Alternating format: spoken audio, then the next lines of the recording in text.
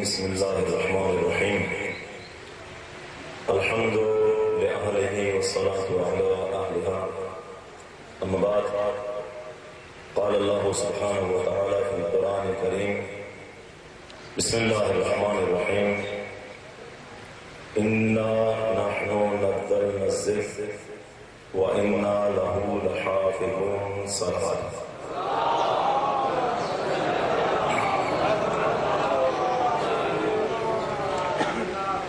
تھوڑی سی گفتگو بیان کرنے سے پہلے میں ضروری سمجھتا ہوں کہ تمام آئے ہوئے قرآن کے پیروکاروں کو، علماء حضرات اور شخصیات، اور خاص طور پر ان مہمانوں کا شکریہ ادا کرتا ہوں کہ جو تشریف لا چکے ہیں اور لانے والے ہیں، اور خاص طور پر یہ قرآن کی محفل کو سجانے والے ہمارے نوجوان، ہماری طاقت، ہمارے بازو. خدا گواہ ہے کہ شب و روز انہوں نے محنت کر کے یہ قرآن کی محفل سجائی ہے. مولا ان کی زندگیوں کو سجائے. ان کا خاص طور پہ شکریہ ادا کرتا ہوں کہ انہوں نے اس بھاگ دوڑ کے بعد اس پروگرام کو مرتب کیا. چند جملے جو ضروری امر سمجھتا ہوں. قرآن پاک خدا کی طرف سے نازل کردہ وہ کتاب ہے، مسلمانوں کا اتفاق اور اتحاد ہے. لیکن کے ذریعے، غلط پروپیگنڈا کے ذریعے، غلط تبلیغات کے ذریعے یہ بتانا چاہتے ہیں کہ جو قرآن مجید ہمارے پاس ہے وہ شیعت کا قرآن نہیں ہے. شیعوں کا قرآن اور ہے، ہمارا قرآن اور ہے. اب اس وقت سنی اور شیعہ مجمع اسی قرآن کی بدولت یہاں پر جمع ہے. کئی بزرگان اہل سنت کی تشریف لا رہے ہیں. اسی قرآن کے صدقے یہ قرآن سبب بنا کہ ہم سب ایک جگہ مل کر بیٹھیں. ہمارا عقیدہ، ہمارا مذہب یہی ہے کہ یہ قرآن وہ قرآن ہے کہ جو کائنات کے رسول پر نازل ہوا. الف سے یہ تک وہی چیز جو خدا کی طرف سے نازل ہوئی وہ اس قرآن مجید میں ہمارے پاس وہی قرآن کریم ہے. آپ کسی مسجد میں چلے جائیں، آزاد ہیں، پاکستان اور پاکستان سے باہر. اس قرآن کے علاوہ اگر کوئی اور قرآن شیعہ مسجد میں مل جائے تو پھر شیعہ مجرم بنیں گے. ورنہ غلط پروپیگنڈا کر کے کسی مذہب کو دبانا اچھی چیز نہیں ہوا کرتی. یہ پروگرام جو منعقد کیا یہ کوئی مناظرہ نہیں تھا، نہ کوئی کسی کے لیے چیلنج کی بات تھی، بلکہ ہم بتانا چاہتے تھے کہ جو لوگ کہتے ہیں کہ شیعوں میں حافظ نہیں ہوتا، حافظ نہیں ہوتا، اور صبح شام انہوں نے بازار کو گرم کر رکھا تھا، سادہ لوگ انسانوں کو گمراہ کر رہے تھے، ان کو بہکا رہے تھے. ہم صرف نمونے کے طور پر یہ معصوم بچے آپ کے سامنے پیش کر رہے ہیں. مقصد یہ تھا کہ یہ قرآن سنائیں گے، آپ قرآن پاک سنیں گے. معصوم بچے ہیں، یہ قرآن سنائیں گے.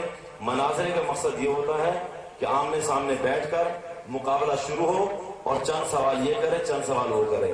یہاں سے سوالات کا سلسلہ نہیں ہے، یہاں فقط جواب دیں گے. آپ ان بچوں کی حوصلہ افزائی کریں گے. چھوٹے بچے ہیں لیکن یاد رکھیں جب اہل سنت میں تراویح پڑھائی جاتی ہے تو ان کے پیچھے تراویح پڑھانے والے کے پیچھے ایک شخص کھڑا ہوتا ہے جس کو مکمل کہا جاتا ہے. یعنی کیا مطلب؟ یعنی امام جو قرآن حفظ پڑھ رہا ہے اگر بھول جائے تو پیچھے والا اس کو لائن دے. یعنی امکان ہے کہ بھولنے کا امکان اہل سنت میں بھی ہے، حافظوں میں بھی ہے، ان بچوں میں بھی ہو سکتا ہے. جو عرض کرنا چاہتا ہوں کہ اب تک یہ بات کیوں ہوتی رہی کہ شیعوں میں حفاظ نہیں ہے، شیعوں میں حافظ نہیں ہے، شیعہ حفظ کر ہی نہیں سکتے. ایسا مسئلہ نہیں ہے. علماء اہل سنت سے رجوع کیجئے، وہ بتائیں گے کہ شیعوں کے پہلے بھی حافظ رہے ہیں، اب بھی حافظ ہیں. لیکن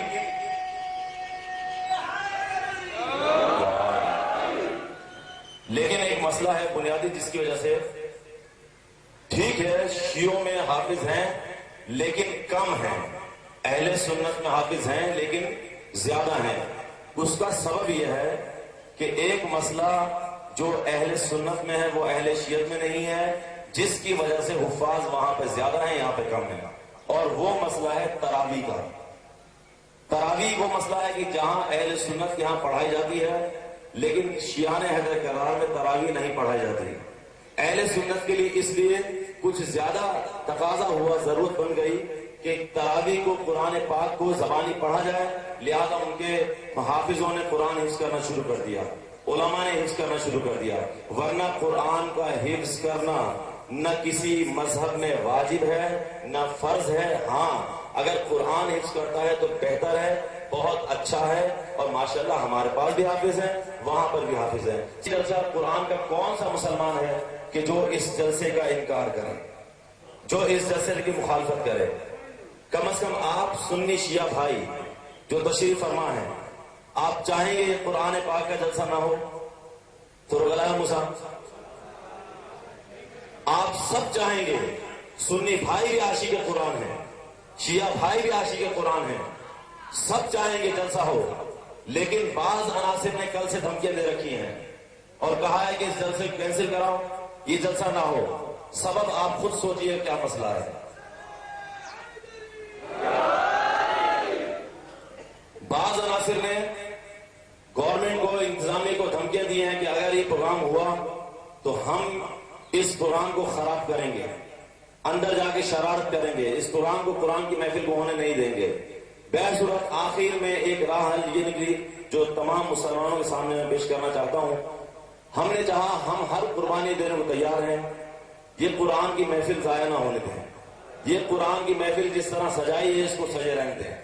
ہم نے اس قربانی کو تب دیکھتے ہوئے، قربانی دیتے ہوئے ایک بات قبول کی ہے، وہ یہ کی ہے کہ انہوں نے کہا کہ اگر جلسہ چاہتے ہو جائے تو بے شک ہو جائے، ہماری طرف سے شرارت نہیں ہوگی، مگر شرط یہ ہے کہ ڈی پی او آفس میں ان کے حفاظ کا ہمارے حفاظ سے مناظرہ ہو۔ ڈی پی او آفس میں ہم نے اس مناظرے کو قبول کیا ہے۔ آج 3 بجے ڈی پی او آفس میں مناظرہ ہوگا۔ یہ معصوم بچے 9 سال کے، 10 سال کے، انشاءاللہ 50 سالہ حافظ سے مقابلہ کریں گے۔